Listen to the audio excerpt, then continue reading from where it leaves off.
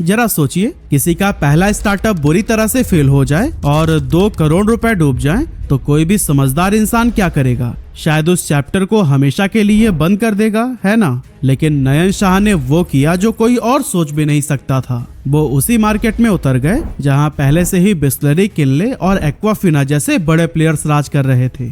नतीजा, पहले साल सिर्फ 800 बॉटल से बिकी, लेकिन आज वही क्लियर प्रीमियम वाटर 500 करोड़ की वैल्यूएशन तक पहुंच चुका है। एयरलाइंस हो, 5 स्टार होटल्स हो या फिर सड़क किनारे की दुकानें, हर जगह इसी ब्रांड की ही वाटर बॉटल्स नजर आती हैं। पर सवाल उठता है कि इतना टफ कंपटीशन होने के बावजूद ये सब हुआ कैसे?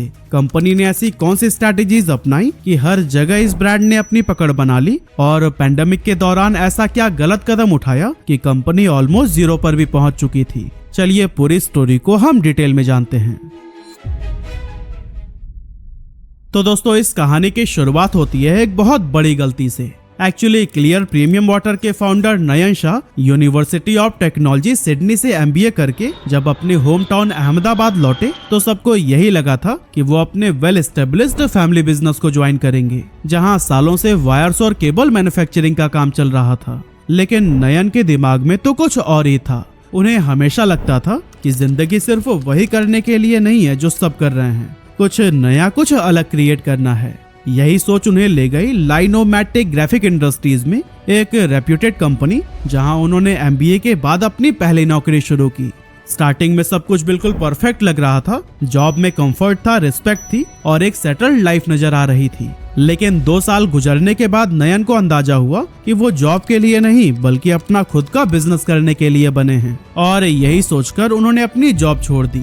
इसके बाद जब उन्होंने मार्केट को ध्यान से ऑब्जर्व किया तो एक इंटरेस्टिंग पैटर्न सामने आया कि इंडिया की बेवरेज इंडस्ट्री तेजी से ग्रो कर रही थी। पेप्सिको और कोका कोला जैसे प्लेयर्स की वजह से सॉफ्ट ड्रिंक में कंपटीशन बहुत हाई था, लेकिन एक जगह अभी भी खाली थी, एनर्जी ड्रिंक्स का मार्केट। उस टाइम एनर्जी ड्रिंक्स बाहर के देशों में तो खूब बिकती थी, लेकिन ये कल्चर इंडिया में उतना पॉपुलर नहीं हुआ था और इसीलिए कंपटीशन भी काफी कम था। ऐसे में नयन को लगा कि ये उनके लिए एक गोल्डन अपॉर्चुनिटी है, क्योंकि अभी अगर वो इस सेगमेंट में एंटर कर गए तो फ्यूचर में बड़ी ग्रोथ हासिल हो सकती है। यही सोचकर उन्होंने 2005 में अपने एक्स बॉस के साथ मिलकर करीब 2 करोड़ रुपए लगाए और एनर्जी बेवरेजेस प्राइवेट लिमिटेड नाम से एक कंपनी बनाई। इसके बाद उन्होंने लॉन्च की अपनी पहली एनर्जी ड्रिंक, जिसका नाम रखा गया करंट। और हाँ, इंटरेस्टिंग बात यह थी कि एनर्जी ड्रिंक सेगमेंट में कदम रखने वाली ये इंडिया की पहली कंपनी बन गई। इस प्रोडक्ट की स्ट्रैटेजी नयन ने बहुत सोच समझकर बनाई थी, जैसे कि फॉर्मुलेशन जर्मनी से कराया गया ताकि क्वालिटी इंटरनेशनल लेवल की हो और मैन्युफैक्चरिंग मलेशिया में हुई थी। नयन चाहते थे कि उनका प्रोडक्ट एकदम प्रीमियम फील दे। इस तरह से शुरुआत शानदार रही। मार्केट में एनर्जी ड्रिंक का कॉन्सेप्ट नया था, इसीलिए करंट ने काफी हाइप भी क्रिएट किया और जल्द ही इसने एक अलग आइडेंटिटी बना ली। इसका असर यह हुआ कि 2007 तक कंपनी का एनुअल बिजनेस 3.2 करोड़ रुपए रहा, जो किसी भी नए एंटरप्रेन्योर के लिए एक बड़ी अचीवमेंट थी। नयन को लग रहा था कि अब उनकी मेहनत रंग ला रही है, क्योंकि प्रॉफिट था और मार्केट में उनके प्रोडक्ट की डिमांड भी काफी तेजी से बढ़ रही थी। लेकिन दोस्तों, बिजनेस की दुनिया अनप्रेडिक्टेबल होती है, कब ट्रेंड बदल जाए पता ही नहीं चलता, और करंट के साथ भी कुछ ऐसा ही हुआ। शुरुआती 2 सालों में प्रोडक्ट को लेकर जो क्रेज था वो धीरे धीरे खत्म होने लगा, और इसके पीछे बेसिकली 2 रीजंस थे। पहली वजह ये थी कि करंट को लोग रोजमर्रा की जरूरत वाला प्रोडक्ट नहीं मानते थे, बल्कि ये एक लाइफस्टाइल प्रोडक्ट बनकर रह गया था। और लाइफस्टाइल प्रोडक्ट्स की प्रॉब्लम यही होती है कि लोग इन्हें कभी कभी खरीदते हैं, रोज नहीं। इसीलिए करंट के पास रिपीटेड कस्टमर्स बहुत कम थे। दूसरी वजह ये थी कि करंट एक प्रीमियम एनर्जी ड्रिंक थी जिसकी कीमत थी 75 रुपए पर कैन। अब हम सभी को पता है कि इंडियन कस्टमर्स प्राइस सेंसिटिव होते हैं, इसीलिए 10-20 रुपए में अपनी पसंदीदा चाय कॉफी पीने वाले लोगों को नयन एनर्जी ड्रिंक पीने की आदत नहीं लगा पाए। इसका असर ये हुआ कि 2009 आते आते कंपनी की सेल्स इतनी ज्यादा गिर गई थी कि इसका एनुअल रेवेन्यू सिर्फ 60 लाख रुपए रह गया। ऊपर से अब उन्हें रेडबुल जैसे ग्लोबल जायंट से भी टक्कर मिलने लगी थी, इसीलिए उन्होंने इस वॉर में शामिल होने से बेहतर क्विट करना ही समझा। पर दोस्तों, सवाल ये था कि अब आगे क्या करें। इसके लिए नयन के सामने 2 रास्ते थे कि या तो वो फिर से कॉर्पोरेट जॉब ज्वाइन करके सिक्योर हो जाएं, या फिर रिस्क लेकर नई अपॉर्चुनिटी की तलाश करें, जिसमें से नयन ने दोबारा रिस्क लेने को ही चुना। लेकिन इस बार एनर्जी ड्रिंक की जगह उन्होंने पानी बेचने का मन बनाया। पर सवाल था कि पानी ही क्यों? एक्चुअली इसका जवाब उनके पुराने बिजनेस फेलियर से ही मिलता है। असल में करंट एक एसेंशियल प्रोडक्ट नहीं था, इसीलिए इसके रिटर्निंग कस्टमर्स न के बराबर थे। इसी से ही सबक लेकर नयन इस बार एक ऐसा प्रोडक्ट चाहते थे जिसकी जरूरत अमीर या गरीब हर किसी को हो, और ऐसे में पानी से अच्छा भला क्या ही हो सकता था। नयन ने अपने पुराने बिजनेस में रहते हुए ये ऑब्जर्वेशन कर ली थी कि हर इवेंट में, हर रेस्टोरेंट में, हर कॉर्पोरेट मीटिंग में एक चीज कॉमन है, पैकेज ड्रिंकिंग वाटर, जिसकी डिमांड में कभी भी कोई कमी नहीं आने वाली थी। हाँ, मार्केट में पहले से ही बिस्लरी, किनले, किंगफिशर और एक्वाफिना जैसे बड़े नाम मौजूद थे, लेकिन ये सारे ब्रांड्स ज्यादातर अफोर्डेबल वाटर बॉटल्स के लिए जाने जाते थे, जबकि प्रीमियम वाटर का एक साफ सुथरा सेगमेंट अब भी खाली पड़ा हुआ था। और इसीलिए नयन ने डिसाइड किया कि वो यहीं से अपना गेम शुरू करेंगे, क्योंकि कॉर्पोरेट इवेंट्स और हॉस्पिटैलिटी इंडस्ट्री को प्रीमियम क्वालिटी वाटर चाहिए था जो कि क्लास और ब्रांड वैल्यू दोनों दे सके। इस तरह से फरवरी 2010 में नयन ने क्लियर पानी नाम से अपना नया वेंचर लॉन्च किया, जो कि एनर्जी बेवरेजेस प्राइवेट लिमिटेड के अंडर ही रजिस्टर्ड हुआ था। नयन ने इस बार सोचा कि शुरुआत में ज्यादा रिस्क न लिया जाए, इसीलिए उन्होंने खुद मैन्युफैक्चरिंग प्लांट लगाने की बजाय काम को आउटसोर्सिंग मॉडल पर शुरू किया। शुरुआती दौर में मुंबई, पुणे और जयपुर में मौजूद मैन्युफैक्चरिंग यूनिट्स के साथ में टाई अप किया गया, जहां उन यूनिट्स का काम था पानी को फिल्टर करना, प्योरीफाई करना और क्लियर पानी के ब्रांड नेम से बॉटल में पैक कर देना। लेकिन दोस्तों, शुरुआत इतनी आसान नहीं थी, क्योंकि मार्केट में पहले से ही बड़े बड़े प्लेयर्स मौजूद थे। इसीलिए नयन ने सोचा कि आखिर ऐसा क्या करें कि इस भीड़ में शामिल होने की जगह उनकी एक अलग आइडेंटिटी बन जाए।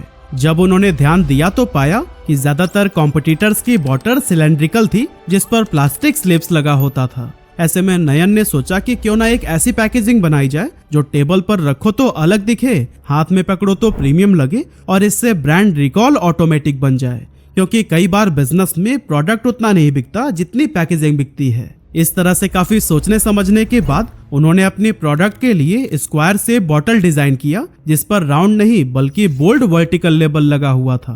अब सवाल ये था कि मार्केट में एंट्री कैसे की जाए, क्योंकि अगर क्लियर पानी सीधा रिटेल मार्केट में उतरता तो फिर भीड़ में खो जाने का रिस्क था। इस प्रॉब्लम से निपटने के लिए नयन ने एक स्मार्ट स्ट्रैटेजी बनाई कि वो टॉप टू बॉटम अप्रोच करेंगे, मतलब पहले प्रीमियम सेगमेंट को कैप्चर करेंगे और फिर धीरे धीरे मास मार्केट में पहुंचेंगे। इसके लिए सबसे पहले उन्होंने गुजरात के फेमस होटल चैन्स में से एक द ग्रैंड भगवती को टारगेट किया। बेसिकली ये होटल अपने लग्जरी और हाई क्लास क्लाइंट्स के लिए जाना जाता था। कंपनी ने द ग्रैंड भगवती को क्लियर पानी की 200 ml की अपनी यूनिक स्क्वायर बॉटल दिखाई, जो मार्केट में अवेलेबल बाकी बॉटल से बिल्कुल अलग थी। ये दिखने में स्लीक, स्टाइलिश और प्रीमियम थी, इसीलिए जल्द ही होटल मैनेजमेंट इससे इम्प्रेस हो गया। असल में होटल वालों के लिए ये सिर्फ एक पानी नहीं बल्कि एक स्टाइल स्टेटमेंट था, जो उनकी टेबल सेटिंग को एनहेंस करता था, और इसी यूनिकनेस के चलते ही तुरंत ये डील पक्की हो गई। हालांकि इसके बावजूद भी पहला साल कंपनी के लिए काफी मुश्किल रहा, क्योंकि 2010 में इसने सिर्फ 800 बॉटल्स ही बेची थी। लेकिन दोस्तों, आगे चलकर क्लियर पानी के अगले मूव ने ही कंपनी का पूरा गेम बदल कर रख दिया। असल में नयन ने सोचा कि अगर लग्जरी ब्रांड बनना है तो उन्हें सिर्फ होटल्स नहीं बल्कि एयरलाइंस में भी एंटर करना होगा, और यही सोचकर 2011 में उन्होंने जेट एयरवेज के साथ में डील सिक्योर कर ली, जो कि उस टाइम इंडिया के सबसे प्रीमियम और बिजी एयरलाइंस में से एक थी। सिर्फ इस एक डील का ही नतीजा ये हुआ कि कंपनी को अपना प्रोडक्शन बढ़ाकर 2 लाख बॉटल्स पर डे तक करना पड़ गया। जेट एयरवेज के बाद से क्लियर ने एयर इंडिया के साथ भी डील फाइनल की, और यहीं से उसका नाम लग्जरी हॉस्पिटैलिटी सेक्टर में गूंजने लगा। एयरलाइंस के बाद उन्होंने हॉलिडे इन और मैरियट जैसी बड़ी इंटरनेशनल होटल चेन्स के साथ में भी डील की, और देखते ही देखते क्लियर सिर्फ एक बॉटल्ड वाटर ब्रांड नहीं बल्कि एक लग्जरी लाइफस्टाइल का हिस्सा बन गया। डिमांड अब काफी तेजी से बढ़ रही थी, और नयन भी जानते थे कि स्केल करने के लिए खुद का इंफ्रास्ट्रक्चर होना बहुत जरूरी है। इसीलिए 2015 में उन्होंने अहमदाबाद में अपना पहला मैन्युफैक्चरिंग प्लांट सेटअप किया, और फिर 2018 में सूरत के अंदर दूसरा प्लांट भी तैयार हो गया। प्रोडक्शन कैपेसिटी का ग्राफ अब रॉकेट की तरह ऊपर जा रहा था, क्योंकि शुरुआत में जहां सिर्फ 2 लाख बॉटल्स पर डे बन रही थी, वही 2018 तक ये बढ़कर 7 लाख बॉटल्स पर डे तक पहुंच गई थी। ये ग्रोथ सिर्फ नंबर्स नहीं थी, ये प्रूफ था कि मार्केट ने क्लियर पानी को पूरी तरह से एक्सेप्ट कर लिया है। क्योंकि फाइनेंशियल ईयर 2019 में कंपनी ने 50 करोड़ रुपए का टर्नओवर हासिल किया था, जो अगले ही साल यानी फाइनेंशियल ईयर 2020 में बढ़कर 61 करोड़ रुपए तक पहुंच गया। अब दोस्तों अभी तक तो सब कुछ बहुत अच्छा चल रहा था, एक्सपेंशन हो रहा था, ग्रोथ के ग्राफ्स भी ऊपर जा रहे थे और ऐसा लग रहा था कि अब इस कंपनी को कोई नहीं रोक सकता। लेकिन फिर आया वो दौर जिसने न सिर्फ क्लियर पानी को बल्कि पूरी दुनिया को हिला दिया। जी हाँ, हम बात कर रहे हैं कोविड-19 पैंडेमिक की। इस ग्लोबल क्राइसिस ने क्लियर के बिजनेस मॉडल को पूरी तरह से बदल कर रख दिया। क्लियर पानी का लगभग 90% रेवेन्यू होरेका सेगमेंट से आता था, यानी होटल्स, रेस्टोरेंट और कैटरिंग से। लेकिन जैसे ही लॉकडाउन लगा, होटल्स बंद हो गए, रेस्टोरेंट के शटर्स पर ताले लग गए और कैटरिंग सर्विस भी पूरी तरह से ठप हो गई। नतीजा, क्लियर पानी का बिजनेस लिटरली जीरो पर आ गया था और फाइनेंशियल ईयर 2021 आते आते कंपनी की हालत इतनी ज्यादा खराब हो गई थी कि इसका टर्नओवर गिरकर सिर्फ 43 करोड़ रुपए आ चुका था। साथ ही पहली बार कंपनी को 3.5 करोड़ रुपए का लॉस भी झेलना पड़ा।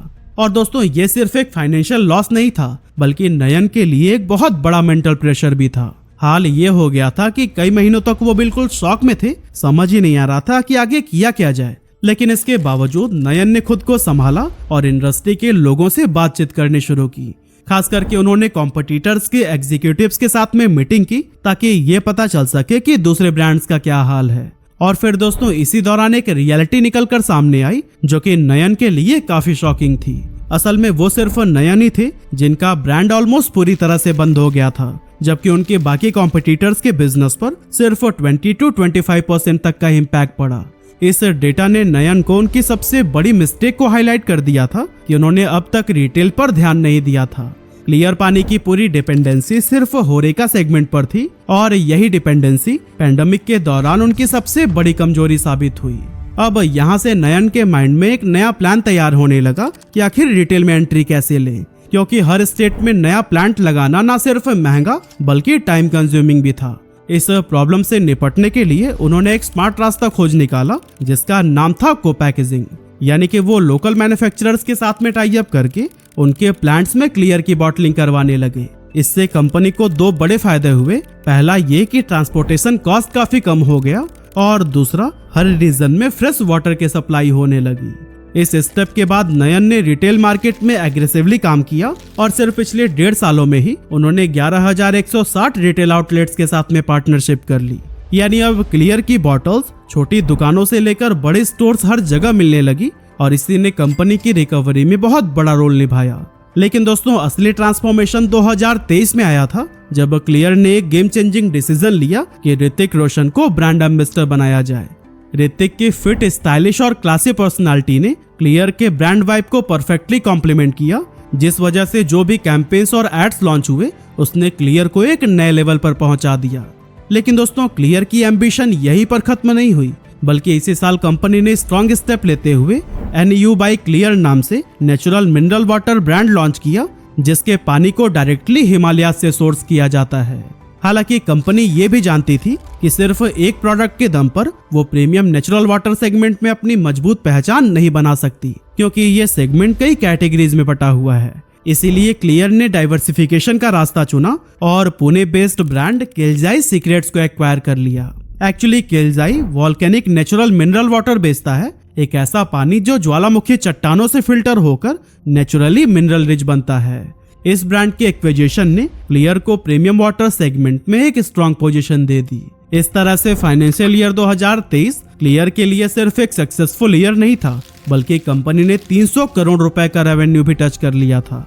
और इसी सफलता को ही देखते हुए मार्च 2024 में इंडिया की leading investment banking firm JM financial ने क्लियर में 45 करोड़ रुपए का स्ट्रेटेजिक इन्वेस्टमेंट किया। इस इन्वेस्टमेंट ने कंपनी की ग्रोथ को और भी तेज कर दी और इसी साल उसने सोडा कैटेगरी में भी कदम रख दिया ताकि वो अपना प्रोडक्ट पोर्टफोलियो और भी बढ़ा सके।